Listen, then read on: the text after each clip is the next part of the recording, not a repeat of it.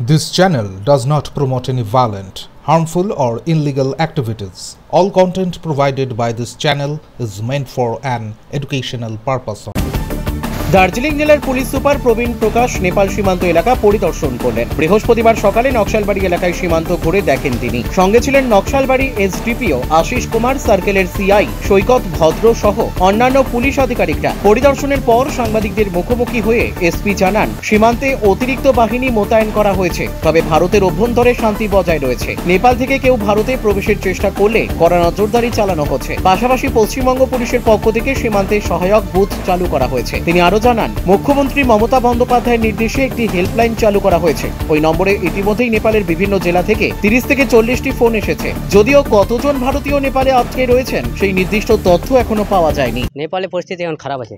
কতটা ভয়? ভয় যা আছে কিন্তু মানে সব মাঙ্গাই হয়ে গেছে, আর তারপরে গ্যাস ট্যাস নাই, কি বলবো আর কি। খাওয়া দাওয়ার হ্যাঁ অসুবিধা আছে, যা ছিল বাড়িতে খাইছি 2 দিন ধরে, আর এখন কিনা গেলে সব মাঙ্গাই না, গ্যাস নাই। এই আর কি, মানে আমাদের পরিবার ওখানে মা বাবা বাড়িতে আছে, ভয় তো আছেই একটু, যখন যেখানে আগুন থাকে আর ভয় তো থাকবে না।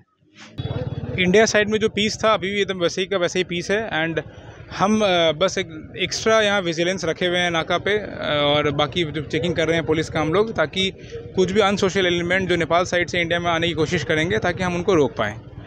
इसके अलावा हम लोग एक पुलिस असिस्टेंस बूथ चालू कर रहे हैं वेस्ट बंगाल पुलिस के द्वारा। जो लोग वहाँ पे हमारे फंसे हुए हैं नेपाल साइड में, वो अगर आ रहे हैं, उनको जो असिस्टेंस चाहिए, थोड़ा बहुत मतलब काफ़ी दिन से फंसे हुए हैं, एक पैनिक सिचुएशन भी होता है उनके मन में, तो हम लोग एक असिस्ट करके उनको डेफिनेटली एक सांत्वना देंगे। एंड जो कुछ सर्विस दे सकते हैं हम लोग, वो थोड़ी देर में पुलिस स्टेशन को चालू करने वाले हैं हम लोग यहाँ पे।